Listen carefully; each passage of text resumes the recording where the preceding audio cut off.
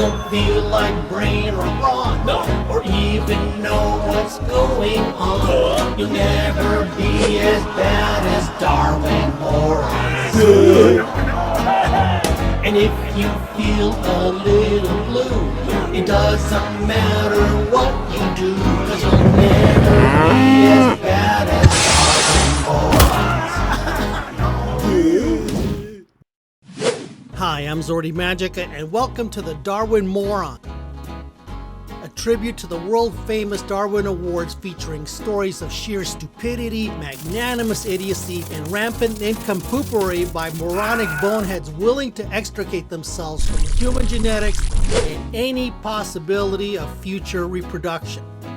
Inspired by Charles Darwin, the Darwin Awards honor people who intentionally contribute to humanity's long-term survival by removing themselves from the gene pool through incredibly stupid actions. These awards celebrate their extreme missteps as a comedic nod to natural selection.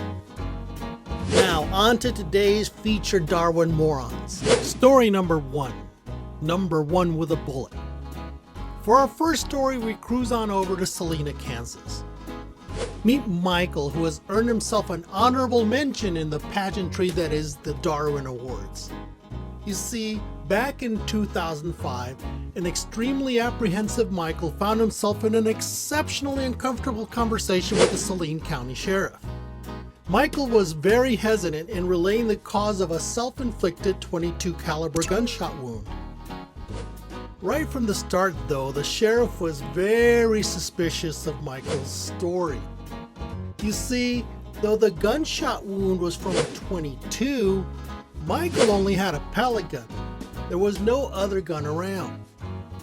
Through his perseverance, though, he was able to get Michael to reveal what actually happened. With the apparent goal of demonstrating his complete lack of intellect, Michael placed an unexploded .22 caliber bullet shell on a picnic table and began firing at that bullet with his pellet gun. At some point during his target practice, a pellet hit the shell, causing it to explode.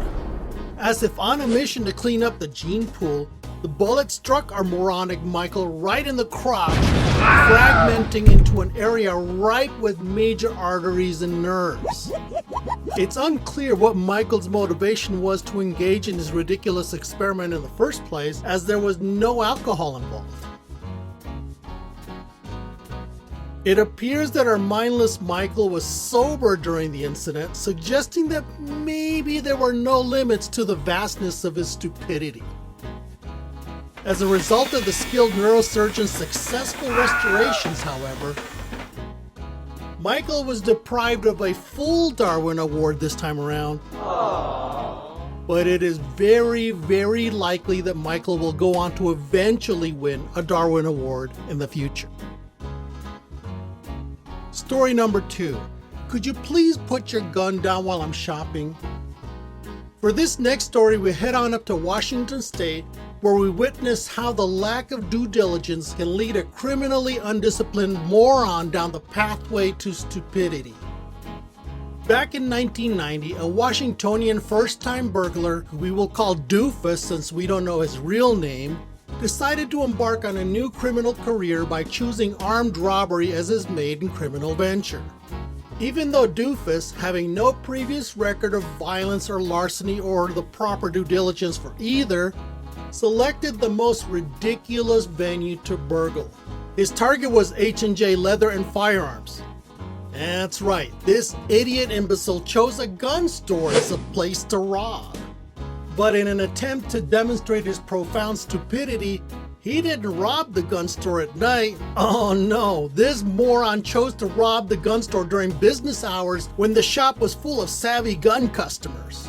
As if that wasn't stupid enough, he actually had to walk around a marked police car parked at the front door to even enter the store.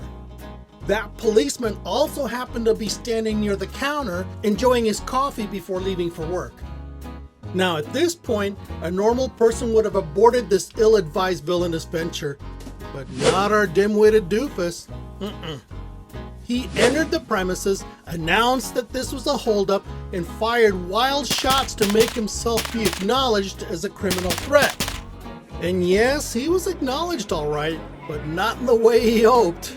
Instead of becoming a commanding presence, he instead became the target of the officer, clerk, and the customers who returned fire on the dim-witted delinquent, promptly removing the ill-fated felon from the gene pool in a swift and targeted manner. Story number 3, The Stacked Boob. For this next tale of dim-witted doom, we travel to Japan, where we are introduced to a 40-year-old warehouse worker who seemed eager to mark his place in the annals of stupidity. Since we don't know his name, we're gonna refer to him as Boob. Back in 2017, Boob was assigned the task of changing a light bulb, but not just any light bulb. This light bulb was roughly 30 feet overhead. Unfortunately, the available forklift could only reach about 8 feet high, which was clearly nowhere near close enough for Boob to stand on it and change the light bulb. Rather than secure an aerial device, cherry picker, or platform, our ludicrous laborer concocted an alternative method to change the light bulb. After enlisting the assistance of another coworker, Boob decided that the height issue could be resolved by stacking pallets. After stacking 37 pallets on the forklift forks, our bewildered worker climbed on top of the rickety stack in an attempt to reach the light bulb fixture. Ignoring common sense, Boob had assumed that this would be a workable solution, even though thousands of years of human existence have consistently proven that the repercussions of ignoring the laws of physics often lead to disastrous results. Thus, Boob, who was now on top of the wobbly pallet stack, lost his footing and plummeted 30 feet to his death, denying the now former employee the opportunity to punch out his time card correctly or enjoy the possibility of future overtime. Story number 4, The Punching Bag Punches Back. For our next narrative of nincompoopery, we travel to the hamlet of Georgia in the UK. Meet Ian, a self-employed electrician and fitness fanatic who wanted to expand his fitness opportunities by converting one of the rooms in his cottage into a new gym. The new gym room contained exercise equipment, weights, and a punching bag which hung from the ceiling. One Saturday, after a night of revelry with his cousin Norton, Ian took Norton to the new gym room to show it off for him. Ian switched on the lights, walked in front of the punching bag, steadied his stance, and struck the punching bag with a most energetic punch. In a shocking event that could have easily been a plotline in a Twilight Zone episode, the punching bag retaliated by delivering a counterpunch of its own in the form of a fatal bolt of electricity, knocking the idiotic Ian to the ground and permanently removing him from the gene pool. A careful review of the situation revealed how the punching bag was able to deliver such a fatal blow. In a clear demonstration of his intellectual ineptitude, Ian the electrician had wired the electrical power supply directly to the punching bag, empowering the bag with the power needed to deliver a most effective knockout punch. After the dim-witted debacle, one of Norton's friends was quoted as saying, "Well, he was a brilliant guy. It's crazy that two major parts of his life contributed to his death." At this point, it's probably advisable that Ian's former electrical clients recheck his work to prevent their own entries into the Darwin Awards as well. Story number 5. It's Sherry time, bottoms up. For our final tale of woe, we trek on down to Texas to consider the troublesome tale of Michael and his ongoing drinking problem and unusual fixation. Yes, Michael had a drinking problem back in 2004, but it wasn't the drinking problem itself that landed him in the annals of idiocy. No, it was his fixation with how he engaged in drinking that eventually became the bane of his existence. Unlike most of us who may enjoy the taste of spirits as they pass our lips, Michael was consistently fixated on an alternative way of ingesting alcohol. One that would prevent Michael from enjoying his sherry and other spirits while sitting down. As you may have already guessed, Michael's alcohol fixation wasn't oral. His addiction was rectal. This problematic issue was confirmed by his wife, who said that though Michael could not ingest alcohol orally due to a throat condition, Michael was totally addicted to enemas and often ingested alcohol in this manner, as it always resulted in total inebriation.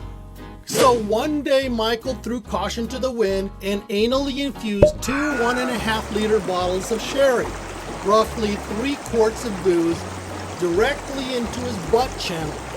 That's right, up his butt the sherry went, resulting in a blood alcohol level of 0.47% and total inebriation. The next morning, Michael didn't even have to worry about a hangover, as the alcohol poisoning resulted in his death, an immediate entry into the annals of stupidity. Or maybe we should say the annals of stupidity, leaving us with a final thought on the matter. With friends like Michael, who needs enemas?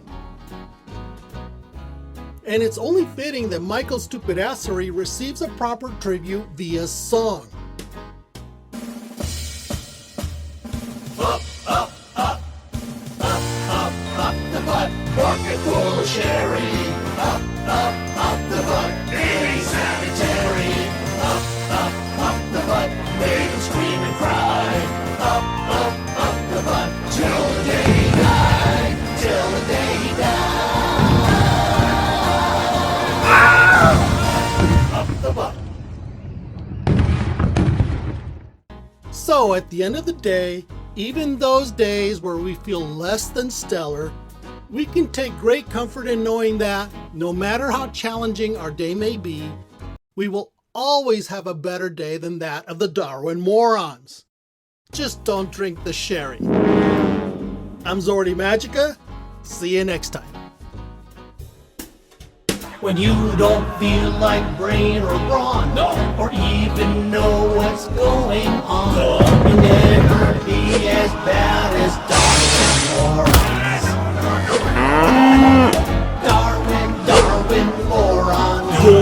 Imbeciles can't go on. Darwin morons. Imbeciles that go on. I got my hand caught.